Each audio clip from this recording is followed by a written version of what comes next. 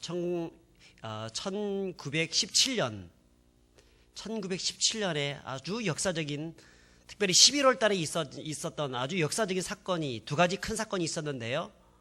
혹시 기억하십니까? 세계사를 많이 공부하신 분들은 이날을 아실 겁니다. 첫 번째 사건이 뭐냐면 볼셰비키 혁명이라고 들어보셨습니까? 1917년에 11월 7일 날 있었습니다. 이것을 러시아 달력으로 보게 되면 10월 25일이었기 때문에 10월 혁명이라고 말을 하기도 합니다. 여러분, 이 볼셰비키 혁명 때문에 어떤 일이 벌어졌습니까? 그야말로 참 이 러시아 전체가 공산화되게 되면서, 그러니까 1989년 이 소련의 미하일 고르바초프라는 사람이 있었죠. 그 사람이 페레스트로이카라고 하는 그 개혁 정책을 펼치게 되면서 그냥 한순간에 소련이 사라지고 말았습니다. 소비에트 연방이 사라지고, 그리고 자유진영이 승리했다라고 말을 했지만 사실은 승리한 건 아니었죠. 지금까지도 그런 공산주의가 여전히 득세하고 있는 그런 상황 가운데 있습니다. 어쨌든 전 세계가 좌와 우로 나누어지면서 굉장한 그런 피비린내 나는 그런 소용돌이들이 그것이 전 세계 속에서 이루어지게 되었다는 겁니다. 그것이 가장 큰 피해국이 우리나라잖아요. 1950년 6월 25일, 그 누구도 잊을 수 없는 그날이 바로 우리나라의 참 아픔의 날이기도 한데, 어쨌든 이 볼셰비키 혁명으로 인해 가지고 전 세계가 큰 고통 가운데 있게 되었습니다. 자, 그리고 두 번째, 이 볼셰비키 혁명에 못지않은 엄청난 그런 사건이 바로 오늘입니다. 오늘 11월 2일 날 있었는데요. 이게 뭔지 아시겠습니까? 볼셰비키 혁명을 모르면 이건 절대 모릅니다. 훨씬 어려운, 그리고 그다지 세계사 속에서 잘 드러나지 않은 그런 선언이기 때문에 그렇습니다. 이것은 뭐냐면 그 벨푸어 선언이라고 하는 그런 선언입니다. 영국에 있는 외무부 장관 한 사람이, 벨푸어라고 하는 사람이 편지를 쓰게 되었는데, 누구를 향해서 편지를 썼냐면 이 유대인들 중에서 이 금융권을 잡고 있는 그 유대인들을 향해 가지고 한 편지를 쓰면서 선언을 하게 됩니다. 당시는 1차 세계대전 중에 있었습니다. 그렇기 때문에 굉장히 지금 영국이 수세로 몰리고 있는 그런 상황이었습니다. 이제 이것을 좀 역전시킬 수 있는 방법이 뭘까 고민하다가 미국이 참전해 줄 수 있다고 하면 우리가 충분히 이것을 이길 수 있겠다. 더군다나 세계 금융권을 잡고 있는 저 유대인들만 좀 도와줄 수 있다고 하면 우리가 이길 수 있겠다는 그런 마음을 가지고 바로 이 벨푸어라는 사람이 편지를 쓰게 된 겁니다. 뭐라고 편지를 썼냐면, 당신들이 여기에 참전할 수만 있다고 하면, 우리를 도와준다고 하면 반드시 당신들이 원하는 그 조국을 세우는데 우리가 기꺼이 동참하고 도와주겠다라고 하는 그 편지를 쓴 겁니다. 여러분, 이것 때문에 팔레스타인은 그때 당시 누가 다스리고 있었냐면 오스만 투르크 제국이 다스리고 있었습니다. 영국과 오스만 투르크 제국은 당시 어떤 굉장히 큰 전쟁 가운데 있는 중이었습니다. 그것 때문에 사실 작년 100주년, 이 벨푸어 선언 100주년 기념을 맞이해 가지고 이 팔레스타인에 있는 많은 이슬람 사람들이 영국에 대해서 항의를 했던 그런 소동들도 있었거든요. 그것 때문에 사실은 이 그 오스만 투르크 제국에 있는 많은 이슬람들이 크게 반란을 냈었습니다. 반면에 어떻습니까? 시오니즘 운동이라고 하는, 빨리 이제 시온으로 돌아가서 조국을 세우자고 하는 그런 운동을 추진했던 많은 이 유대인들이 있었는데요. 돈 많이 가지고 있었던, 돈은 많았는데 실제적인 정치적인 어떤 능력과 역량들이 없었기 때문에 어떻게 다시 이스라엘을 재건할 수 있는 그런 가능성들이 점점 희박해져 가고 있는 상황이었는데, 바로 이 벨푸어라는 이 사람이 이 글을 쓰면서 우리가 이 영국이 전적으로 당신들을 도와주겠다는 그런 말을 하게 되었고, 이것이 시발점이 돼가지고 이제 힘을 얻게 된 거죠. 그래서 시오니즘 운동하는 사람들이 다시 한번 재개하고 힘을 내어서 나중에는 2차 세계대전이 다 끝나고 난 다음에 수많은 사람들이 자기의 옛날의 조국이었던 그 예루살렘으로 돌아가는 운동들을 펼치게 되었고, 결국은 1948년도에 이스라엘이 건국되게 되는 일들이 벌어지게 된 것입니다. 그러니까 이 벨푸어 선언은 어떤 선언이냐면 이스라엘을 건국시켰던 그 단초를 제공했던 선언이었다는 거예요. 그러니까 역사적으로 봤을 때 얼마나 큰 참 영향을 끼쳤던 그런 선언이었겠습니까? 더군다나 성경학적으로 봤을 때에도 그렇습니다. 수천 년 동안, 거의 2000년 동안 자기의 조국을 잃어버리고 전 세계에 돌아다니면서 유리방황하고 있었던 이스라엘 백성들이었습니다. 나라가 없었던 나라였습니다. 여러분, 2000년 동안 나라가 없었다고 하면 그 나라가 존재할 턱이 없습니다. 세상에서 100년 이상 나라가 없어진 나라 중에서 다시 회복된 나라가 거의 없습니다. 우리나라도 일제 36년 동안 정말 일제 강점기 속에서 어려움을 당했었는데, 그때 그래도 회복되어지는 바람에 우리나라의 어떤 이런 부분들이 남아있지, 우리나라가 만약 70년, 80년, 100년까지 갔다고 친다고 하면 과연 대한민국이라는 이 나라가 존재했겠습니까? 아마 그냥 흡수 통일되고 말았을 것입니다. 쉽지가 않은 거예요. 그런데 무려 2000년이라고 하는 그런 세월 동안에 유리방황했던 이스라엘 백성들이 이제 어떻게 됐어요? 다시 하나로 뭉치는 기회를 마련했다는 것이죠. 이거는 정말 역사적으로 엄청난 사건이라고 아니할 수 없습니다. 자, 이것을 통해서 우리가 참 감동하는 것이 무엇입니까? 전 세계 사람들이 이 모습들을 보면서 깜짝 놀란 겁니다. 그리고 많은 사람들이 무슨 얘기를 했냐면, 정말 하나님은 살아계신가? 정말 저들을 끝까지 버리지 않았던 그 하나님은, 다시 회복시켜 주겠다고 했던 그 하나님이 진짜 살아계신 것이 아닌가라고 하는 그런 생각들을 하게 되었다는 겁니다.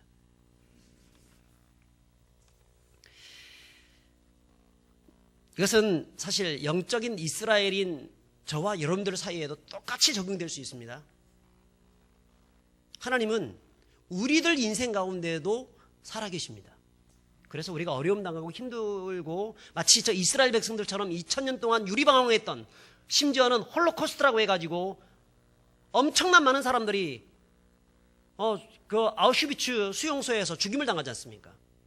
자, 그런 상황 속에서도 저들이 다시 살아날 수 있었던 것처럼, 그리고 회복되어질 수 있었던 것처럼, 하나님은 지금도 하나님의 백성들을 붙잡고 있고 회복시켜 나가고 있고, 다시 힘을 주셔서 반드시, 지금은 좀 어려울 수 있습니다만 장차 어떤 날에 승리케 하여 주시는 분이라는 사실을 여러분 믿으실 수 있기를 축복합니다. 성경에 보면 그 출애굽기 19장 5절과 6절에 보면 이렇게 말씀하셨습니다. 이거 제가 한번 읽어볼게요. 세계가 다 내게 속하였나니 너희가 내 말을 잘 듣고 내 언약을 지키면 너희는 모든 민족 중에서 내 소유가 되고 너희가 내게 대하여 제사장 나라가 되며 거룩한 백성이 되리라. 너는 이 말을 이스라엘 자손에게 전할지니라. 너는 나에게 대해서 제사장 나라가 되고 거룩한 백성이 될 것이다 라고 얘기합니다. 나의 말을 잘 지키고 따라가고 살아가게 되면 그렇게 한다라고 말씀합니다. 무엇이냐면 하나님이 특별히 구별하여서 세웠다는 거예요.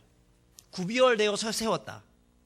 그리고 그런 선민들, 특별히 구별하여서 세운 선민들을 하나님이 특별히 보장해 주겠고 구별하여서 세웠기 때문에 내가 그들 가운데 복을 주고 보호해 주겠다고 말씀하고 있는 거예요. 자, 그러면 그 하나님이 이사야서 43장 1절, 2절, 3절 여기 쭉 보게 되면 어떤 말씀이 나오냐면 내가 너를 지명하여 불렀나니 너는 내 것이라. 이게 바로 선택해서 불렀다는 얘기거든요. 구별하여서 불렀다는 얘기거든요. 너는 내 것이라. 내가 불 가운데 지날 때에도 불이 너를 침몰치 못할 것이며 내가 물 가운데 지날 때에도 물이 너를 침몰치도 못하고 불이 너를 사르지도 못할 것이다. 왜냐하면 나는 너의 하나님이고 내가 너를 보배롭게 여기고 존귀하게 여기기 때문에 그렇다라고 성경은 말씀을 합니다. 그러니까 하나님이 선택받은 하나님의 백성들이 누구의 것이라고요? 하나님의 것이라. 오늘 이 자리에 하나님이 부르신 것은 여러분 하나님이 특별히 부르신 겁니다. 여기 오신 여러분들은 그냥 오신 것이 아닙니다. 한번 가볼까? 그게 아니고요. 하나님이 어떤 계획과 작정이 있어서 이 자리에 부르신 거예요. 목적이 있다는 겁니다. 뭐든지 목적이 있습니다. 여기 있는 이 마이크도 목적이 있어서 만들어진 겁니다. 여기 있는 꽃도 우리 리브가에서 이것을 또 선물을 해주셨는데 아름답잖아요. 자, 이 아름다운 꽃도 어떤 목적이 있어서 여기 있는 겁니다.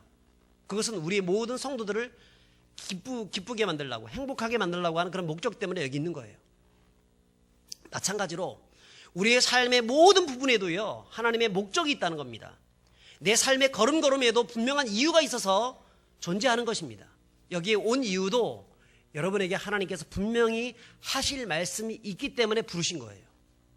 여러분, 이것을 분명하게 믿으실 수 있기를 주의 이름으로 축복합니다. 우리 옆 사람에게 그렇게 한번 인사하면 좋겠습니다. 이렇게 합시다. 당신은 하나님의 것입니다. 네. 한 번 더. 나도 하나님의 것입니다. 이렇게 한번 합시다. 여러분, 누구의 것입니까? 하나님의 것이죠. 그러니까 하나님의 것을 감히 넘볼 수 있는 사람이 세상에 있어요, 없어요? 없는 겁니다. 왜 넘보지 못하죠? 세상에 하나님보다 센 분은 없기 때문에 그렇습니다. 여러분, 하나님이 여러분들을 보호하시고 붙들고 사랑하고 계신다는 사실을 믿으실 수 있기를 바랍니다. 제 친구 목사님 중에서 아주 키 작고 싸움 되게 못하게 생긴 그 목사님 한 분이 계세요. 근데 굉장히 재밌는 목사님입니다. 근데 그 목사님이 초등학교 다닐 때 자기가 덩치가 작고 그랬지만 한 번도 자기 친구들한테 놀림을 받거나 맞아본 적이 없대요. 그 목사님의, 동기 목사님의 이름이 김상조 목사님입니다. 왜 그러냐면 자기 친구들이 자기한테 깝죽대게 되면 그 앞에 가가지고 야, 너 우리 형한테 맞아 죽어 딱 얘기를 하면 그 형의 명성을 알거든요. 그래서 절대 건드리지 못하는 겁니다. 왜냐하면 그 형의 이름이 김상부입니다. 김상부. 그래서 상부상조, 항상 싸움할 때마다 상부상조 하는 겁니다. 그거 절대로 건드리지 못하는 겁니다. 여러분, 우리 하나님이 우리에게 도움 되어주시고 능력 주셔서 함께 해주시기 때문에 우리가 하나님의 것이라고 하면 세상 사람들이 우리한테 함부로 까불 수 있습니까? 내 원수가 까불 수 있습니까? 못하는 거예요. 하나님이 도와주셔서 지금은 안 그런 것처럼 보이지만 나중에는 언젠가 반드시 응징해 버리십니다. 다시 한번 우리 옆 사람에게 눈을 똑바로 뜨면서 그렇게 한번 인사하면 좋겠습니다. 이래봬도 난 하나님의 겁니다. 건들지 마세요.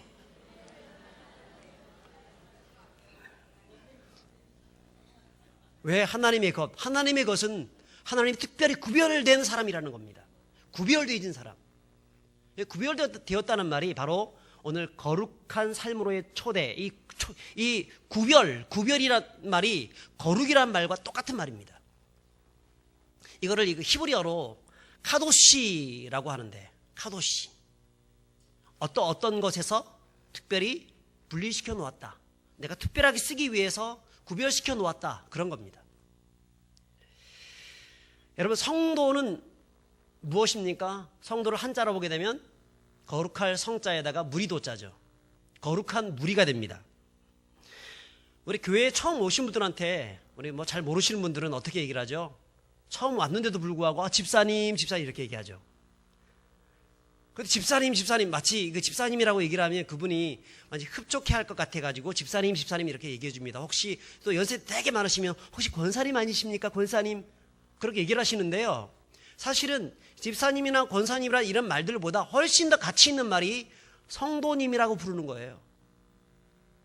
왜냐하면 성도란 말이 무슨 말이냐면 하나님이 당신을 특별히 구별하여서 이 자리에 부른 하나님의 백성이란 뜻입니다. 그래서 사실 집사님, 권사님, 장로님, 목사님 이런 말보다 훨씬 더 가치 있고 귀중한 말이요. 성도님이라고 부르는 거예요. 성도님. 우리 옆 사람에게 인사합시다. 성도님 사랑합니다. 여러분, 우리가 성도가 될 수 있는 자격 조건이 없는 사람이죠. 하나님 앞에서 깨끗하고 선한 부분들이 전혀 없는 죄인들입니다. 세상에서 죄 안 지은 사람이 어디 있습니까? 하나님이 그런 우리를 향하여서 내가 너를 특별히 지명하여 불러서 구별하여서 내 것으로 만들었다는 거예요. 나의 사람, 성도가 되게 했다는 겁니다. 거룩한 백성이 되게 해 주었다는 겁니다. 제가 그 전도사 때 같이 사역을 했던 그 목사님이 계십니다. 지금 저 사천에서 사역을 하고 거기서 개척교회를 하고 계신 목사님인데, 언제 한번 거기 갈 일이 있다가 그 목사님을 찾아뵀었습니다. 뵀는데 그 아들이 좀 나이가 이제 대학생쯤 되겠다 생각했는데, 그 아들은 요 고신대 신학 대학을 다니고 있더라고요.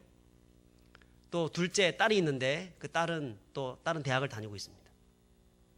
근데 좀 보니까 남자 두 아이가 쪼르르 달려오면서 아빠 이렇게, 꼬마인데 굉장히 어린 꼬마입니다. 아빠 이렇게 하는 거예요. 이거 뭐지? 옛날에 없었는데? 도대체 어떤 일이 있었지? 중간에? 궁금해가지고 혹시나 그 누뚱이가 나온 것은 아니에요. 쌍둥이 누뚱이나 이렇게 나온 것. 근데 얼굴은 달라요. 완전 다르게 생겼어요. 목사님하고도 얼굴이 완전 다른데? 혹시 못된 짓 한 거 아니야? 물어봤습니다. 목사님, 얘들 뭡니까? 물어보니까 자초지종을 얘기하시는 거예요. 자기가 자기 자녀들하고 이제 기도하다가 받은 응답이 뭐냐면, 참 입양을 좀 하면 좋겠다 이런 마음을 가지고 같이 기도하던 중에 이 입양센터에 있는 사회복지사에게 전화를 했다는 겁니다. 전화하니까 그 사회복지사가 사진을 한 장을 들고 와야 되는데 2장을 들고 온 거예요. 그래서 그걸 보여주면서 둘 중에 한 명 선택하십시오 얘기를 하는 거예요. 그래서 그 중에서 누가 잘생겼나 이렇게 보니까 이놈이 참 잘생겼네. 이놈 나중에 자기가 관상을 볼 수 있는 건 아니지만 이놈이 아마 장차 큰 힘을 될 것 같다 해가지고 그 놈을 딱 찝은 겁니다. 그리고 찝고 난 다음에 이제 내일 아침에 일어나면 전화해줘야지. 딱 누워가지고 잠을 자려고 하는데 얘 생각은 하나도 안 나고요. 자기가 안 찝었던 얘 생각이 계속 나는 겁니다. 계속 눈에 밟히는 거예요. 자꾸 하나님이 자기에게 그렇게 말씀하시는 것 같아요. 야, 너 얘는 네가 선택해가지고 그렇다 치더라도 얘는 어떻게 할 거니? 얘는 어떻게 할 거야? 내가 버러지 같은 너를 살려가지고 구원시켰는데 너 어떻게 그럴 수 있냐고. 자꾸 자기 혼자만의 생각이겠죠. 자꾸 그런 생각이 드는 겁니다. 도저히 안 돼가지고 그렇게 잠을 제대로 자지 못해가지고 그 다음날 거의 뜬 눈으로 밤새워서 아침에 일어나가지고, 만약에 안 된다고 이제 입양을 할 때 그 가정이 좀 넉넉한 가정이 아니었거든요. 굉장히 힘들게 생활하는 가정이었습니다. 그래서 당신의 어떤 가정 형편으로 봤을 때 도저히 안 됩니다. 한 명이라도 족하십시오 라고 얘기를 하면, 그래 한 명만 하자 그렇게 생각하고 전화를 했어요. 근데 이 사회복지사가 그래요? 2명도 가능은 합니다만 근데 딱 보니까 사정이 안 되실 것 같은데요. 근데 2명이 가능합니다만 그 말이 계속 생각이 나는 거예요. 이게 하나님 뜻인가? 그래가지고 어쩔 수 없이 2명을 둘 다 입양을 하게 되었다는 겁니다. 제가 그분의 그 모습들을 보면서 굉장히 큰 감동을 받았습니다. 여러분, 그 목사님이 왜 그 2아이를 입양했을까요? 그것은 아마 긍휼히 여기는 마음 때문에 그랬을 것입니다. 불쌍히 여기는 마음. 얘가 내가 거둬들이지 않으면 얘 어떻게 하나 하는 그런 생각들 때문에 입양했을 거예요. 자, 그런데 하나님은 우리를 선택했을 때 단순히 그런 긍휼히 여기는 마음 때문만 우리를 선택한 것이 아니라는 겁니다. 우리를 특별한 계획이 있고 우리를 더욱더 축복해주고 우리가 더욱더 잘되게 하기 위한 목적 때문에 우리를 부르신 거예요. 하나님의 주권 가운데에서, 하나님의 계획 가운데에서 우리를 지명하여서 불렀다는 겁니다. 지명하여서 불렀다는 건 뭡니까? 선택해서. 우리 요즘은 학교에서 애들 반장 선거하고 막 그렇게 하잖아요. 그래서 아이들이 선거해가지고 찍고 나중에 뭐 되지만 옛날 우리 선생님들은 어떻게 했습니까? 학교에서 야, 너 반장해 딱 찝어버리잖아요. 너 반장해. 이제부터 반장 너가 반장이야. 야, 이제부터 누구누구 자 박태현 이부터 반장이야. 알았지? 박태현 말 잘 들어. 그러면 박태현은 딱 일어나가지고 옆에서 맨 처음부터 하는 게 뭡니까? 떠든 사람 쓰는 것부터 시작되죠. 떠든 사람. 그래서 선생님한테 다 일러 바치는 일을 하죠. 이게 반장이 가장 먼저 해야 될 일들이었습니다. 그게 바로 지명하여 불렀다는 거거든요. 하나님이 우리를 선택해서 불렀다는 겁니다. 우리의 어떤 자격 조건을 보고 부른 것이 아니라 나는 그런 자격 조건이 전혀 없는 그런 사람이지만 하나님이 나를 불러주셨다는 거예요. 그게 바로 하나님의 은혜라는 겁니다. 여러분, 저와 여러분들이 예수님을 믿게 된 것, 이곳에 나오게 된 것, 이 모든 것들은 하나님의 특별한 은혜인 줄 믿으시기 바랍니다. 저는 아시다시피 고향이 제주도입니다. 제가 제주도에서 태어날 당시는요, 제주도를 얼마나 못 살았냐면, 요즘은 뭐 제주도 정말 잘 살죠. 근데 얼마나 못 살았냐면, 보통 서울과 부산 차이는 몇 년 차이죠? 10년 차이. 지금도 변함이 없습니다. 10년 차이.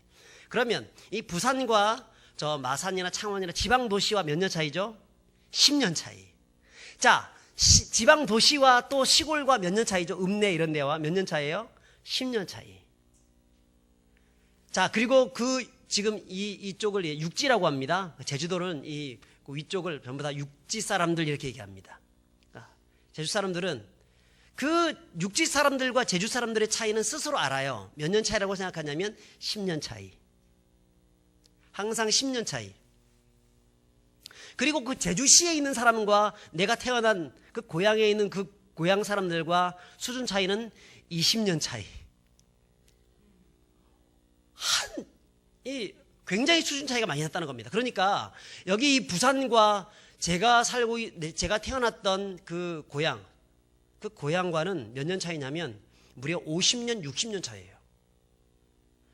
제가 어렸을 때요, 수도가 없어가지고 제주도에는 용천수라는 게 막 나옵니다. 바닷가에 가게 되면 막 밑에서 막 물이 막 올라오는 게 있어요. 혹시 보신 적 있어요? 막 올라오는 게 있는데 거기다가 두레벽 가지고 떠가지고 싣고 들고 와서 그걸 마시고 그렇게 했었습니다. 그 용천수를 마시고 자랐어요. 그리고 어릴 때 동네 어르신들 중에서요, 대부분 고무신 신고 다녔습니다. 검정 고무신, 조금 이제 돈이 있는 분들은 하얀 고무신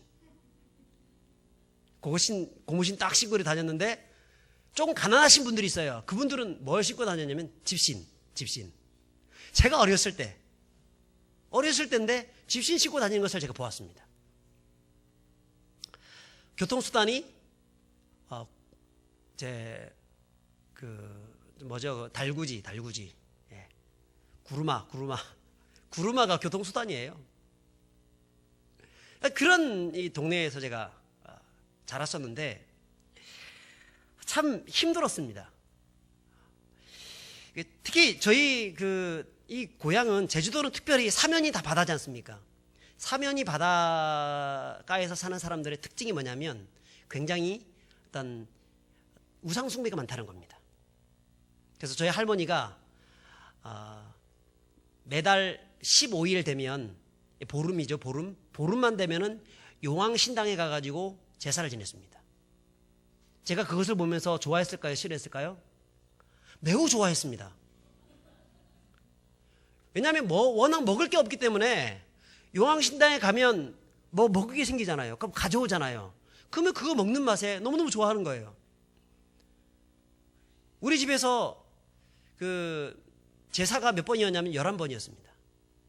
추석, 또 단오, 그때는 단오도 했었어요. 단오, 구정명절, 이게 다 빼고 나머지 11번. 그러니까 최소한 한 달에 한 번 이상은 제사를 지냈다는 얘기죠.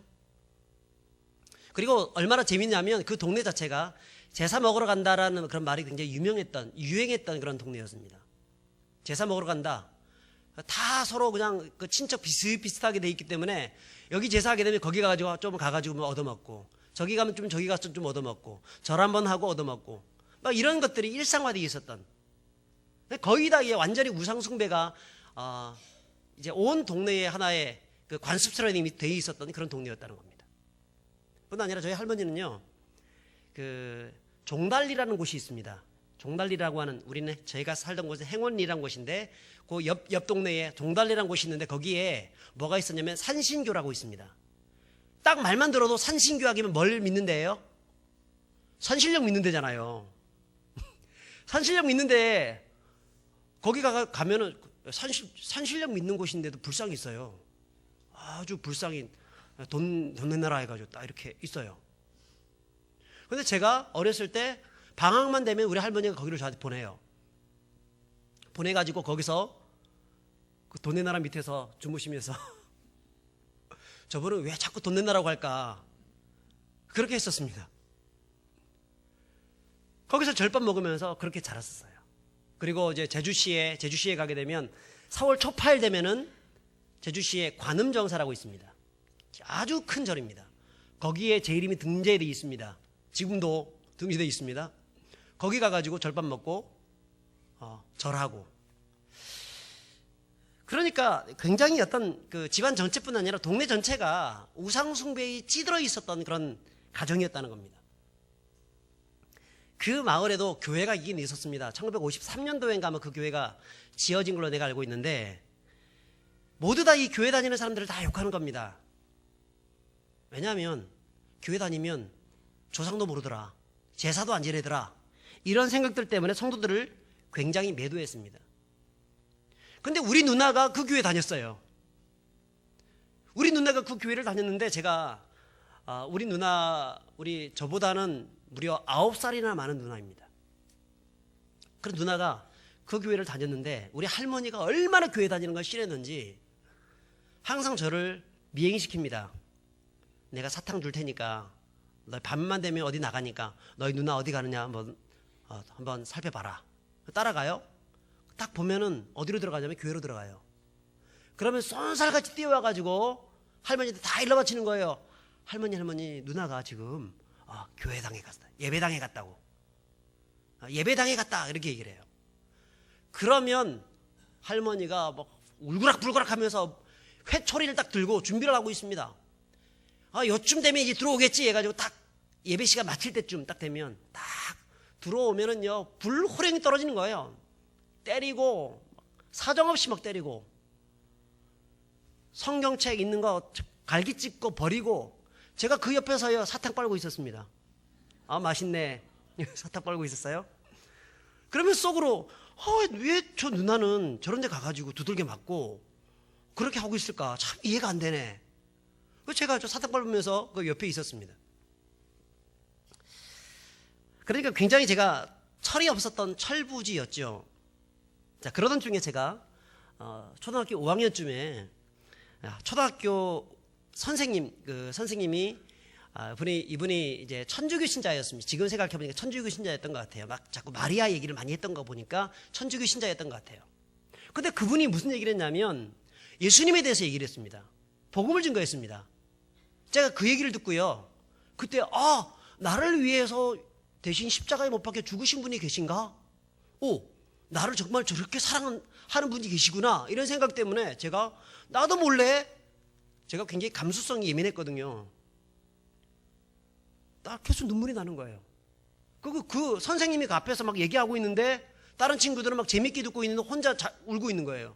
그러니까 다른 친구들은 저보고 야, 저 박태현 운다, 저 울보다 이렇게 얘기하니까 어릴 때 그런 말 되게 듣기 싫잖아요. 그냥 나 안 운다고, 뭐 이런 걸 가지고 내가 우냐고 눈물을 훔치면서 막 그랬던 그런 기억이 나거든요. 그랬던 제가 이제 중학교 딱 올라가니까 중학교에서도 선생님이 계신데, 이분은 미술 선생님입니다. 미술 선생님이 계신데 이분은 얼마나 신실한 크리스찬이냐면 자기 반 아이들한테 전도를 해요. 근데 말을 얼마나 잘하는지 너무너무 재밌게 전도를 해요. 그래서요, 그 반이 한 45명쯤 됐습니다. 반 학생 전체가, 그 반이. 나는 다른 반이었고, 그 중에서요 35명이 그 교회 갔어요. 대단하죠. 45명 정도쯤 되는데 그 중에서 35명이 선생님이 이끌려가지고 자기 교회를 데리고 가요.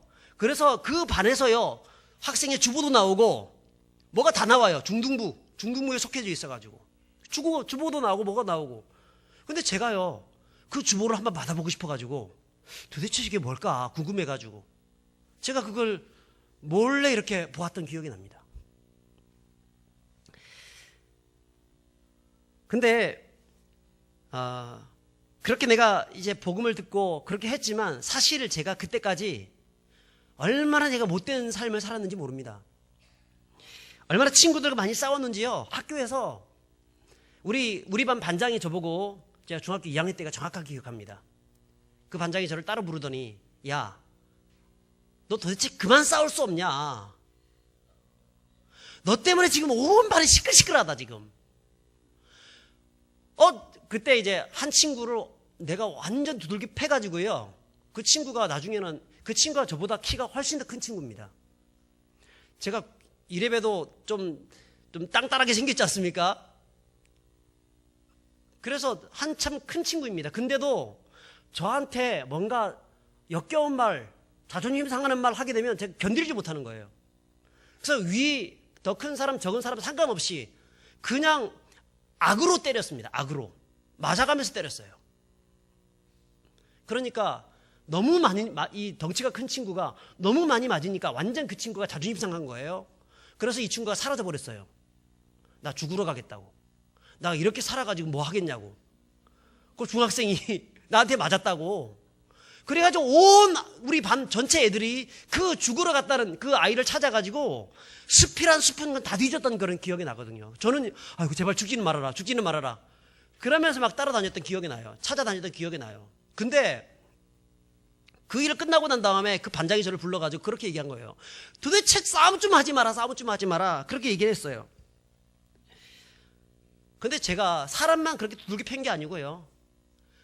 동네 개들도 얼마나 많이 두들겨 팼는지, 동네 개들 사이에서 정말 저는 소문 났습니다. 소문. 이 밥 먹을 때는 개도 안 건드리란 말이 있잖아요. 근데 개들이 밥을 먹고 있으면 정말 기분이 나빴습니다. 특히 이제 똥개가 밥을 맛있게 드시고 계시면 화가 나. 견디지 못. 아니 저게 무슨 똥을 저렇게 먹냐. 그래가지고 몽둥이도 열심히 똥 드시고 계신 그 개를 몽둥이 어디서 찾아내가지고 그냥 패는데, 우리 동물 보호론자들이 계시면 정말 죄송합니다. 그때는 제가 예수님 안 믿는 그런 때였기 때문에 굉장히 옛사람의 습성들이 계속 나타나가지고 열심히 두들겨 팼습니다. 개만 보면 두들겨 패는 거예요. 그 중에서 아무나 패진 않아요. 딱 왕초 같은 놈만 골라가지고 팹니다. 그러니까 개들 세계에서도요, 제가 나타나면은 벌벌 떠는 겁니다. 꼬리를 뒤로 쫙 감춰가지고 기어서 다니는 거예요. 그래서 꼬리 감추는 놈은 가만 놔두고 꼬리 딱 세우는 놈은 달려가가지고 두들겨 팹니다. 완전 그런 패기 때문에 걔들은 저놈하고 저 만나면 우리 죽음이다. 저놈 절대 만나지 말아야 된다. 자기들 세계에서도 그런 얘기를 했던 것 같아요. 나타나지 않는 거예요. 이것들이. 제가 만약 그때 예수 믿었으면 절대 패지 않았을 건데, 저한테 연락이 많이 맞았던 그 걔한테 지금 좀 죄송하다는 생각이 좀 듭니다. 이게 무슨 원한이 들었는지 아마도 제가 그런 마음이 있었던 것 같아요. 저는 저희 할머니하고 저하고 살았습니다. 할머니와 저랑 살았고, 우리 형제들은 전부 다 부산에 올라와서 그렇게 아버지와 부모님, 어머니와 같이 이렇게 살았고, 저만 제주도에서 할머니 밑에서 너무너무 고생을 많이 하고 있었어요. 부모님 사랑도 제대로 받지도 못하고, 물론 할머니 사랑을 받는다고 얘기하지만 그렇게 받지도 못하고 그렇게 살았었습니다. 어쩌면 그 마음에 어떤 한이 있어서 그렇게 했는지도 모르겠습니다. 아무튼 그런 사건 이후로 완전 개들 사이에서 완전 소문났는데, 나중에는 이제 개들에게 제가 보복당했던 사건이 있었습니다. 개들한테 보복당했던 사건은 다음에 한번 말씀을 드리기로 하겠고요.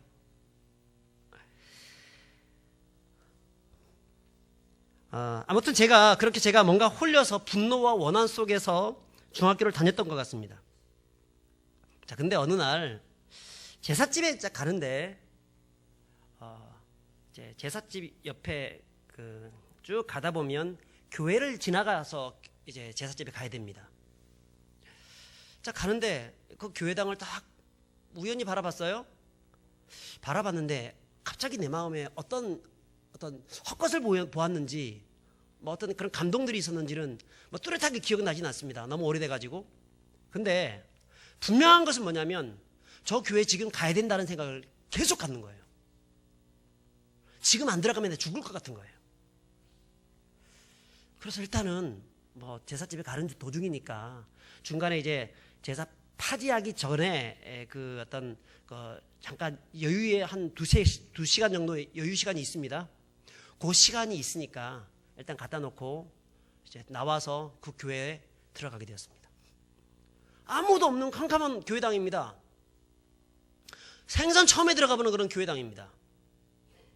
문을 열고 딱 들어가는데 나도 모르게 울컥하는 겁니다. 내가 왜 그랬는지는 모르겠습니다만 울컥하는 거예요. 어쩌면 누나를 그렇게 박해했던 내가 생각이 나서 그렇게 했는지도 모르겠습니다. 울컥하는 마음이 들면서 무릎을 어디서 본 건 있는지 모르겠지만 텔레비전을 통해서 뭐 기도할 때는 이렇게 기도하는 거다. 그래서 이제 이렇게 우리 불교식 비슷하게 해가지고 이렇게 기도해요. 무릎 딱 꿇고 기도할 때 무슨 기도를 했냐면 뚜렷하게 기억합니다. 하느님, 교회 가가지고 하느님이라 그랬어요. 하느님, 만약에 당신이 정말 계시다고 하면 한번 나도 믿어보고 싶습니다. 믿어보고 싶습니다. 근데 제가 믿을 수 있는 여건이 안 됩니다. 왜 그래요? 할머니가 너무 무서웠습니다. 이 사실을 내가 안다고 하면 나는 거의 죽은 거나 다름없습니다. 근데 무슨 용기 때문에 그랬는지 내가 하느님, 내가 한번 믿어보겠습니다. 그렇게 얘기를 했어요. 그리고 난 다음에 그냥 나왔습니다. 당시 부모님은 저를 부산으로 전학시키기 위해서 굉장히 백방으로 참 노력을 많이 했습니다. 근데 저는 그때마다 저는 안 갑니다 라고 얘기를 했어요. 가고 싶은 마음은 있었지만 왜냐하면 할머니가 무서워서. 할머니가 저한테 계속 세뇌했거든요. 너 아버지가 오면 절대 가면 안 된다 그런다. 그래라. 알겠지? 할머니 놔두고 어떻게 갑니까? 고향 땅 버리고 어떻게 가란 말입니까? 이 말 꼭 해라. 제가 그 말을 그대로 듣고요. 우리 아버지한테 아버지 고향 땅 버리고 어디로 가야 된단 말입니까? 그럴 수 없습니다. 할머니 여기 놔두고 가면 안 되지 않습니까? 막 울면서 그런 얘기를 하는 거예요. 제가 세뇌돼가지고. 그 얘기를 누가 들어요? 할머니가 듣죠. 참 내가 자식 교육 잘 시켰지, 잘 키웠지. 근데 그 얘기를 누가만 들었냐면 할머니만 들은 게 아니라 우리 고모님도 들었고 동네 사람들도 다 들어요. 그러면은요, 나는 어떤 사람이 될까요? 할머니를 지키는 사람. 정말 아주 효성이 지극한 사람. 개들 세계에서는요 완전 망난이었는데 사람들 사이에서는요 굉장히 효성이 지극한 사람이 되어 있는 거예요. 제가 그렇게 했던 저였는데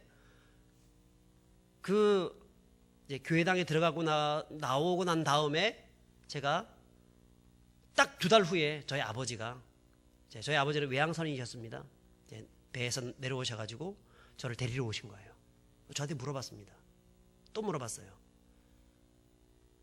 내가 너를 부산으로 전학을 시키고 싶은데 야, 너 나랑 같이 가자. 근데 그때 할머니 이런 말이 나오지 않는 거예요. 나오려고 하다가도 이게 들어가는 겁니다. 순간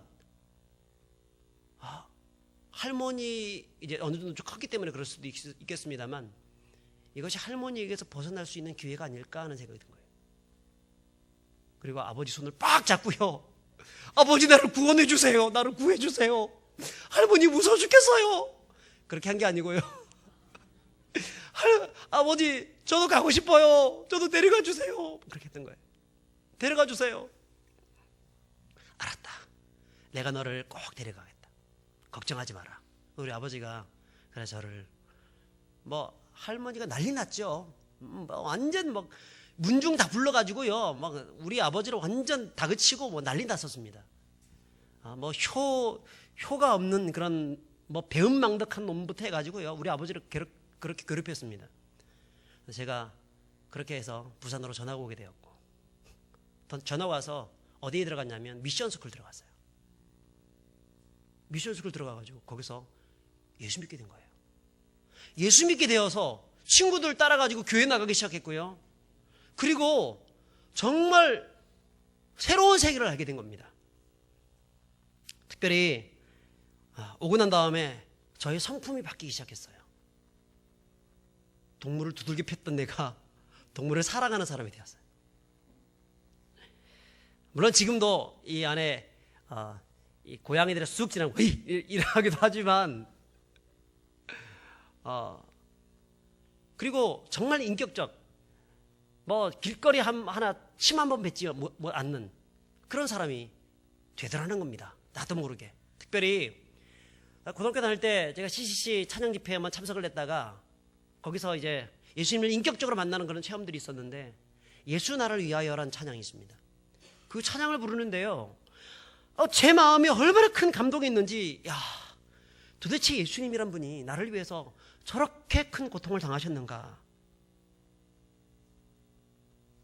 그리고 생전에 알지 못했던 그 성경 말씀, 제가 뭐 성경을 읽어본 적이 있어야죠. 그런데 지금도 생각해 보니까 참 신기합니다. 그 말씀이 저의 머릿속에 막 스쳐 지나가는 거예요. 그게 베드로전서 2장 9절 10절 말씀이거든요. 그러나 너희는 택하신 족속이요 왕같은 제사장들이요 거룩한 나라요 그의 소유된 백성이니 이는 너희를 어두운 데서 불러내어 그의 기이한 빛에 들어가게 하신 이의 아름다운 덕을 선전하려 하심이니라. 너희가 전에는 백성이 아니더니 이제는 하나님의 백성이요 전에는 국류를 얻지 못하더니 이제는 국류를 얻은 자가 되었느니라.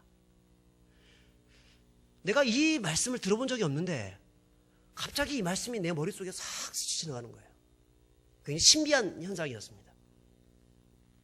그때 깨달아진 것이 뭐냐면, 내가 어두운 데에 있었는데 할머니와 함께 그곳에서 있었으면 내가 신앙생활을 제대로 하지 못하고 주님을 알지 못했었는데, 그 어둠 가운데서 나를 불러내셔가지고 결국은 하나님의 복음을 증거하는, 선포하는 그런 사람이 되게 하셨구나. 여러분, 이것을 내가 깨닫게 되었다는 겁니다. 사랑하는 여러분, 그 이후부터 저의 삶 가운데에서 참 엄청난 많은 일들이 벌어졌습니다. 예수님을 인격적으로 만나고 난 다음에 저희 삶이 얼마나 많이 바뀌었는지, 인생의 꿈과 비전과 소망들이 생겼습니다. 내가 무엇을 해야 될지, 내가 왜 살아야 하는지, 내가 왜 여기 존재하고 있는지, 내가 어디로 가야 할지, 이런 부분들까지도 명확하게 생각하고, 그 어린 나이에 인생의 미래에 대해서 내가 어떻게 이웃을 위해서 살아가야 될지에 대해서 제가 꿈꾸는 사람이 될 수 있었다는 것입니다. 그 전까지는 오직 나만을 위해서 살았던 그런 나였는데, 여러분, 그 이후부터 저희 삶이 획기적으로 변화되는 일들이 벌어지게 되었습니다. 물론 핍박도 같이 받았습니다. 여러분, 그렇게 예수님을 딱 믿고 난 다음에 그때부터 본격적으로요, 우리 집안에서 핍박이 오기 시작했습니다. 고등학교 2학년 때 우리 이제 제가 예수님 믿고 하나님의 자녀가 되고 난 다음에, 그 전까지는 고등학교 1학년 때도 교회 다니고 그랬지만 막 제사 날에 뭐 절도 하고 막 그렇게 했었어요. 근데 제가 하나님을 믿는 하나님의 백성인데 내가 절을 해서는 안 되지 않을까 하는 생각이 들었어요. 누가 가르쳐 준 것도 아니에요. 혼자 그렇게 생각이 들었습니다. 그리고 난 다음에 이제 어떤 책을 읽게 되었는데, 거기에 제사는 우리나라의 원래 전통 어떤 재래의식이 아니라 조선시대 때 어떻게 해가지고 흘러들어가고 유교의식이기도 하고 이렇게 오게 된 것이다. 그러면서 어쨌든 하나님 한 분만 섬기는 사람은 그런 것들과 같이 할 수 없다. 원래 이 천주교도 옛날에 그 제사 문제 때문에 엄청난 그런 신유 박해라든가 그런 박해들을 많이 당했었지 않습니까? 옛날에. 지금은 많이 변질되긴 했지만, 어쨌든 제가 그때 그 마음을 가지고 제사를 지내면 안 되겠다, 이런 마음 가지고, 특별히 우리 부모님 예수 믿고 구원받아야지, 이런 생각 가지고요, 제가 제삿날 우리 아버지를 전도했습니다. 아버지, 이런 제사 지내면 안 됩니다. 예수 믿으셔야죠. 그냥 뺨내기로 그냥 얼마나 세게 때리는지 거의 뭐 코피 터질 지경이었습니다. 그리고 난 다음에 네가 어쩌고 저쩌고 막 그렇게, 저희 아버지 아시잖아요. 굉장히 좀 겸손하게 보이시지만 굉장히 옛날에는요 성격이 불같았습니다. 얼마나 많이 때리는지 매일 맞았습니다. 제가 정신교육 듣는다고요 하루 3시간씩 무릎 꿇고 앉아, 그러다가 말을 안 들으면 손찌개부터 날라오시고, 그래서 제가 그렇게 두들겨 맞다가 이 감수성이 예민한 그런 시절이었기 때문에 어떤 생각이 들었냐면, 아버지가 나를 사랑하지 않는구나. 사랑한다고 하면 종교와 상관없이 그래도 허용해 줄 건 허용해 줄 텐데 나를 사랑하지 않기 때문에 이렇게 하는구나. 그런 생각이 들어가지고요 제가 편지를 썼습니다. 편지를 딱 쓰고 혼자 가출해 버렸어요. 제가 청소년 때 그렇게 가출 경력이 있는 아주 불량 청소년이었습니다. 제가 가출해 버렸어요. 아버지 나를 사랑하지 않는구나, 이런 생각이 들어서. 근데 청소년 때 가출해봐야 어디 도망가겠습니까?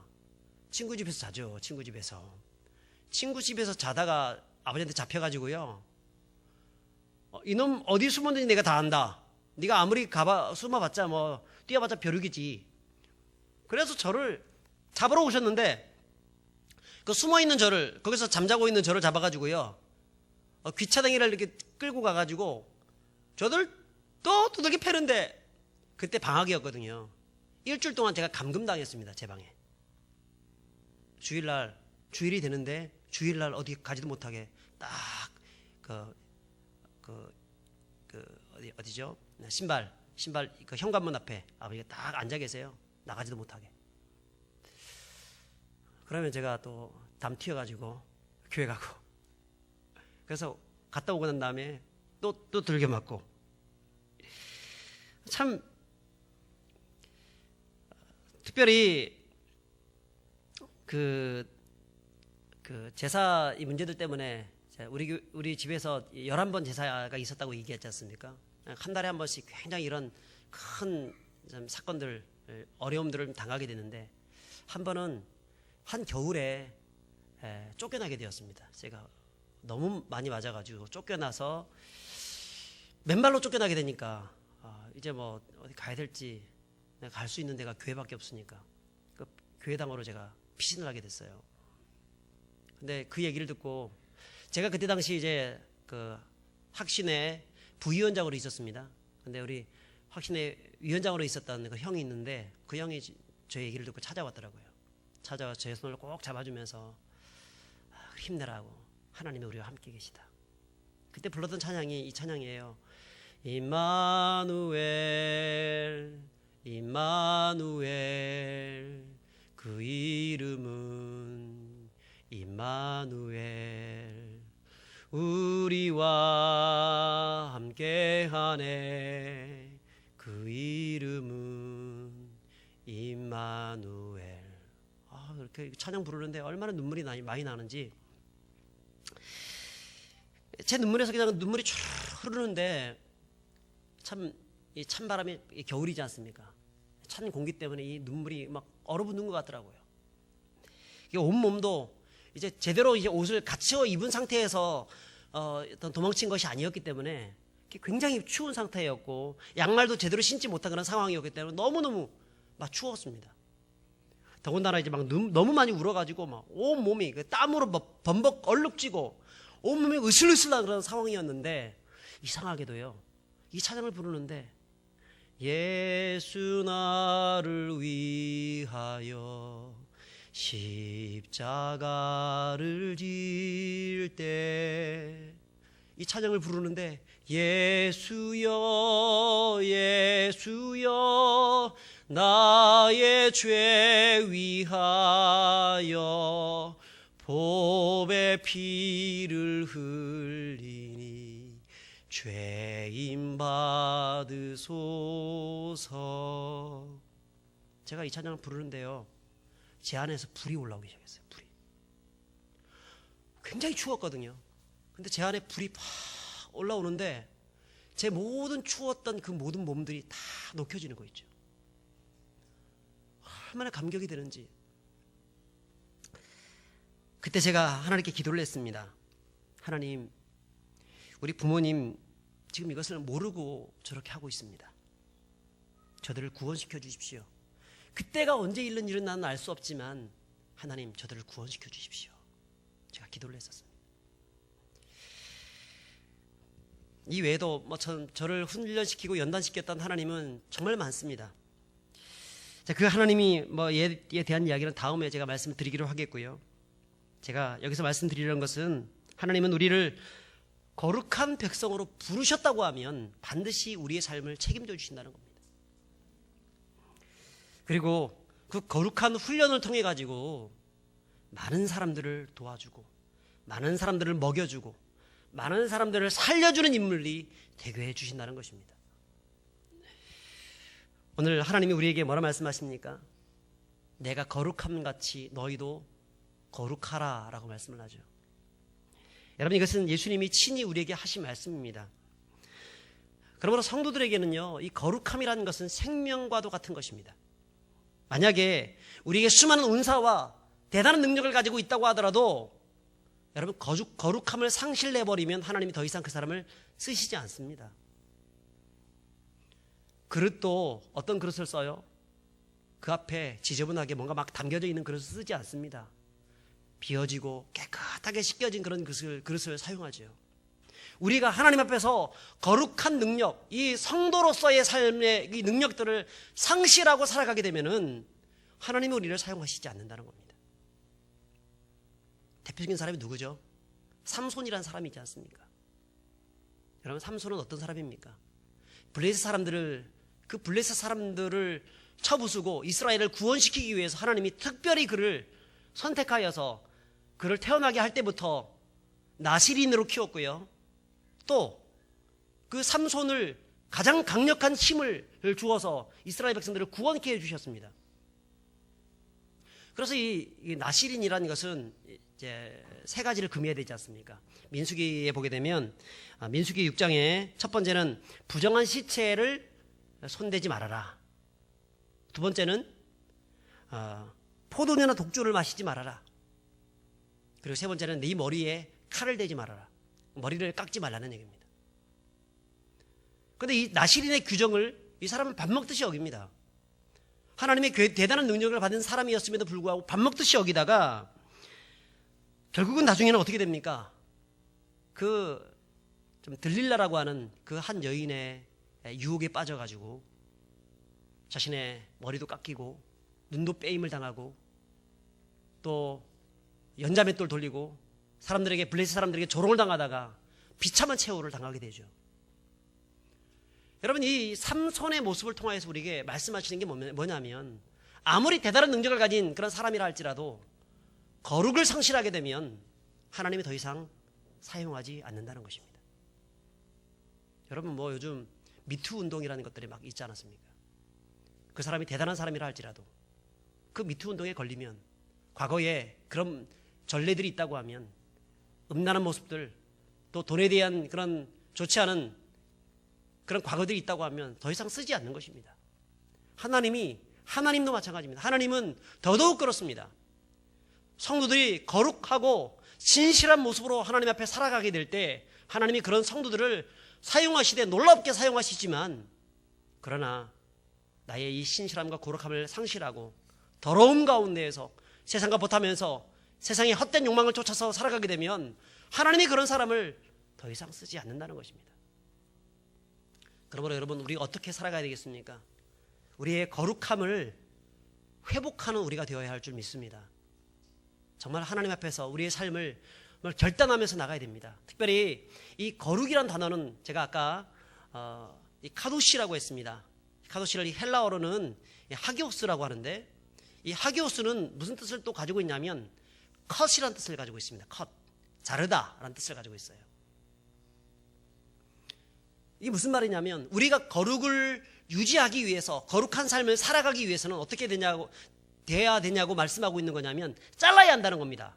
무엇을? 모든 유혹들을 잘라내야 한다는 겁니다. 모든 더러운 것들을 잘라내야 한다는 겁니다. 옛사람의 습성들을 잘라내야 한다는 겁니다. 내가 그동안 좋아했던 것들, 내가 추구했던 세상적인 그런 가치관들 다 잘라버려야 한다는 겁니다. 여러분, 이 세상에 지금 우리에게 유혹하는 것들이 얼마나 많습니까? 그냥 뒤만 딱 돌아서도요, 수많은 유혹 투성이들입니다.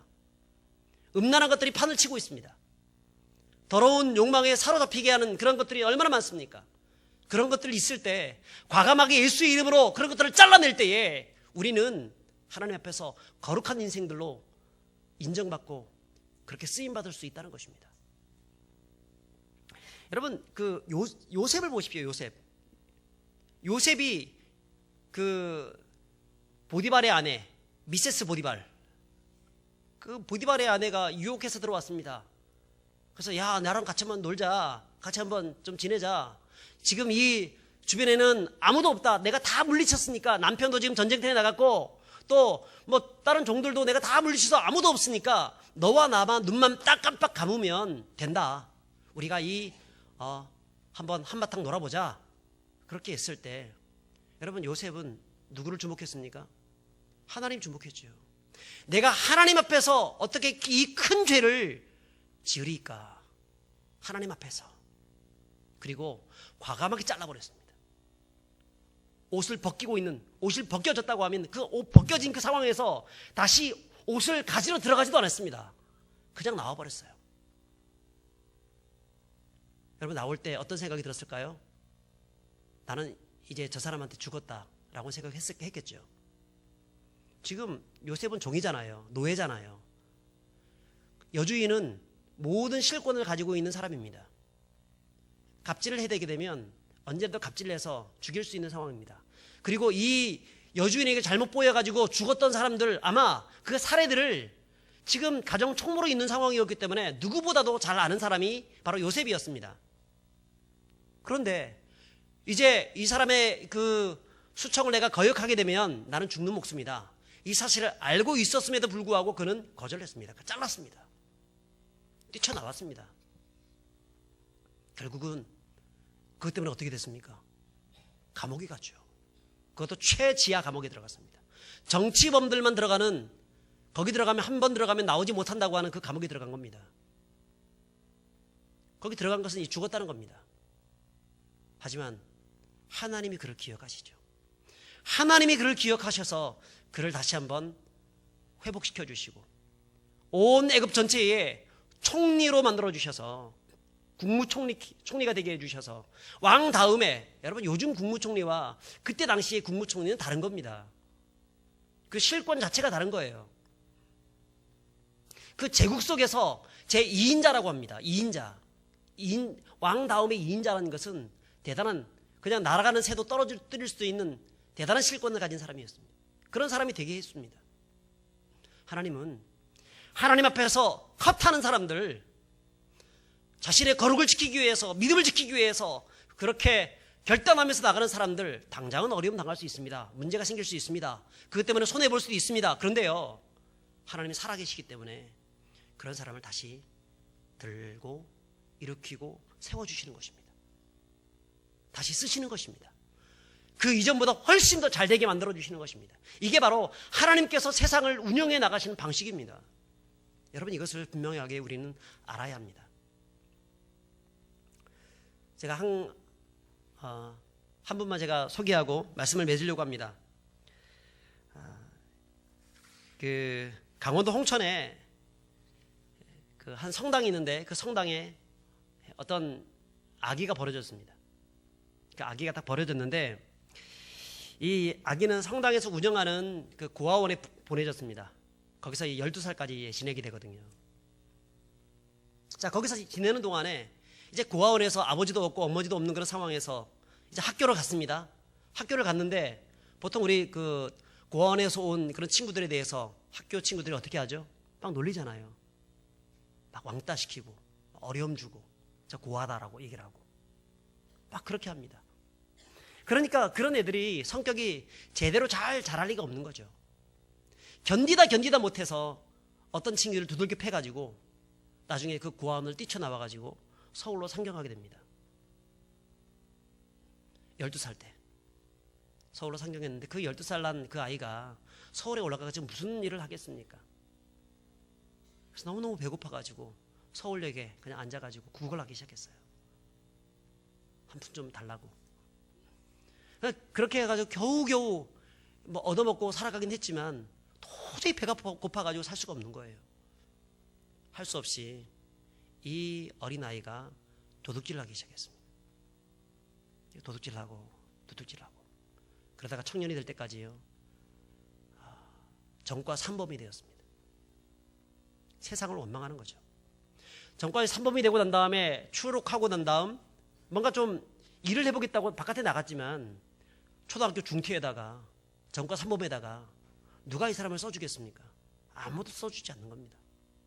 너무 화가 나가지고 이놈의 세상 다 죽여버리겠다 이런 마음 가지고요. 그리고 나도 죽어버리겠다. 그리고 신나를 가지고 어떤 식당에 들어가가지고요, 자기 몸에 쫙 다 부었어요. 그리고 라이터를 탁탁 들고 내가 너희들 다 죽여버릴 거야 외치고 난 다음에 딱 이 신나를 켜려고 하는데 갑자기 경찰이 뒤에서 딱 잡아가지고 수갑 씌워가지고 또 집어넣어 버렸어요. 그리고 전과 사범이 되었습니다. 근데 이 사람이 거기 들어가가지고 그 어떤 사람도 이 사람을 뭐 옆에서 찝적대는 사람이 한 사람도 없었습니다. 워낙 이제 분노와 독기가 너무 심했었기 때문에 누구든지 내가 잡히기만 하면 다 죽이겠다 이런 그런 것 때문에 심지어는 살인범들조차도 이 사람을 상대조차 해주지 않았습니다. 무서워했습니다. 근데 이분이 추록하고 난 다음에 사람이 달라졌어요. 추록하고 난 다음에 주변에 이렇게 알아보고 난 다음 70만 원 정도, 한 달에 월급 70만 원 정도 되는 그런 중국집 배달부가 된 겁니다. 배달부가 되어서 자기가 뭐 고시원 쪽방에 들어가 가지고 살면서 거기서 일을 하기 시작했습니다. 근데 이분이 나중에는 참 어떤 마음이 있어서 그랬는지 그 어려운 이웃들 있잖아요. 그런 어려운 이웃들, 홀로 살아가는 그런 아이들을 도와주기 시작했습니다. 우리나라뿐 아니라 저 외국에 있는 그런 애들까지도 이제 적게는 3만 원, 한 달에 3만 원씩, 많게는 10만 원씩, 70만 원 받아가지고 나중에는 5명을 도와줬습니다. 그래서 5명을 도와줘서 그 아이들을 위해서 이 목걸이를, 아이들 그 사진이 들어가 있는 목걸이를 딱 만들어가지고요, 항상 이 목걸이를 차고 다녔다고 합니다. 이 아이들. 그러면서 이 사람이 굉장히 건강에 좋지 않은 그런 이제 워낙 이제 고생을 많이 했고 또 감옥에서 또 많은 어려움들이 있었기 때문에 건강이 많이 안 좋은 거예요. 그러다가 계속 기침하고 계속 이렇게 되니까 이 아이들을 위해서 내가 보험이라도 하나 들어줘야 되겠다 이런 마음을 가지게 됐어요. 그래서 보험회사에 찾아갔습니다. 내가 이래 해가지고 나 보험 좀 들고 싶으니까 좀 해달라고 했더니 보험회사에서 들어줄까요? 안 들어줄까요? 안 들어주죠, 당연히. 초등학교 중퇴죠. 전과 사범이죠. 그 다음에 뭐 집도 하나도 없죠. 뭐 기껏 해봐야 70만 원 되는 그 월급 받아가지고 살아가고 있죠. 누가 보험을 들어주겠습니까? 근데 이분이 그 보험회사에서 막 그냥 사정사정을 한 겁니다. 내가 사실 이것을 나를 위해서 한 것이 아니라 혹시나 내가 죽으면 내 목에 있는 이 아이들을 위해 가지고, 이 아이들이 만약에 혹시나 내가 도와주지 않으면 이 아이들을 어떻게 살아갈 수 있습니까? 이 아이들을 위해서 내가 그렇게 한다. 제발 좀 해달라. 그런데 그 이야기가 누구에게 들려졌냐면 그 보험회사의 지점장에게 들려졌습니다. 그 얘기를 듣고 지점장이 감동을 받아가지고 그러냐고. 그래서 허락을 해주고 그 다음에 나도 그 아이들을 도와주겠다. 지점장이 그렇게 했다는 거예요. 자, 그런데 이렇게 계속해서 도와주던 이 사람이 2011년 9월 13일 그러니까 논현동 사거리에서 그날도 이 오토바이를 타고 짜장면 배달하다가 전화통화를 하고 있었다고 합니다. 그러니까 지연이라는 아이가 있었는데 자기가 돕던 이 고등학생입니다. 그 고등학생을 곧 졸업하게 되는데요. 그 아이를 졸업하게 되면 어떤 선물을 해주면 좋을까? 좀 어린이 단체 혹은 청소년 단체 거기 있는 사람들과 통화를 하면서 있었는데 뭐 배달하는 도중에 뭐 이제 워낙 이 사람들은 또 이제 운전을 잘하기 때문에 배달하는 도중에도 막 이렇게 해가 껴가지고 막 통화하면서 막 다니잖아요. 그랬는데 신호가 바뀌어가지고 신호가 바뀐 거 보고 쑥 지나가는데 그 신호를 무시했던 상대편에서 오는 아반떼 승용차에 이분이 딱 부딪혀가지고 그 자리에서 즉사하고 말았습니다.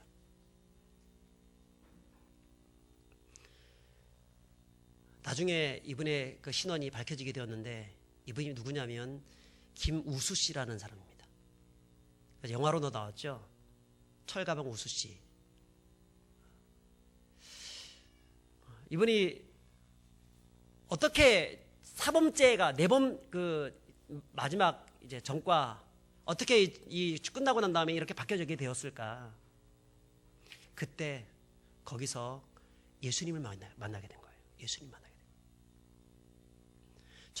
전혀 바뀔 것 같지 않았던 이 사람이 그 맨 마지막에 들어갔던 그 감옥에서 예수 믿는 사람을 만나게 되었고 거기서 내가 왜 살아야 하는지에 대한 이유를 발견하게 되었고요. 그리고 예수 믿고 내가 정말 지금까지는 헛된 인생 내가 살았지만 앞으로 남은 인생 내가 이렇게 살아서는 안 되겠다. 내가 정말 하나님을 위해서 내가 이웃을 위해서 바르게 살아야 되겠다. 이런 마음 가지고요.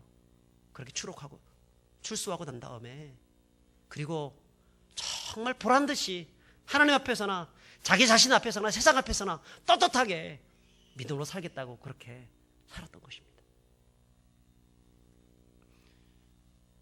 그의 그렇게 길지 않은 인생이었지만 하나님은 그를 기억해 주셨습니다. 그리고 수많은 사람들에게 감동을 주셨죠. 사랑하는 여러분, 하나님은 우리를 부르십니다. 우리를 선택해 주셨습니다. 구별하여 주셨습니다. 거룩한 백성이 되게 해주셨습니다. 그러면 우리는 어떻게 되겠죠? 우리의 옛사람의 모든 그 과거의 모든 것들은 다 버리고 이제는 하나님 앞에서 바른 인생을 살아가야 합니다. 우리의 거룩을 상실하게 되면 더 이상 능력이 없게 됩니다. 교회가 교회의 능력을 지금 상실했기 때문에 세상 가운데에서 지탄을 받고 욕을 먹지 않습니까? 교회는 그런 곳이 아닙니다. 교회는 순결한 곳이고 정결한 곳이고 거룩한 곳이고 하나님의 백성들이 모이는 곳입니다. 그래서 더욱더 도덕적이어야 하고요. 더욱더 신실해야 하고 믿음을 가지고 살아가야 합니다. 어떻게 하든지 손해를 좀 본다 할지라도 세상 사람들에게 더 잘해주어야 하고 그런 사람들을 세워줘야 하고 내 주변에 있는 이웃들, 어려움 당하는 사람들, 고통받고 있는 사람들을 향하여서 진짜 손을 내밀어주는 그런 교회가 되어야 합니다. 그런 성도들이 되어야 합니다. 어떠십니까? 혹시 내 안에 그 거룩함을 상실하고 살고 있지는 않습니까? 그렇다고 하면 다시금 그 거룩을 회복해 가시는 저와 여러분들이 될 수 있기를 주 이름으로 축복합니다. 주님께서 그런 마음의 결단을 가지신 여러분들을 통하여서 비록 세상이 어두워지고 점점 험난해지고요.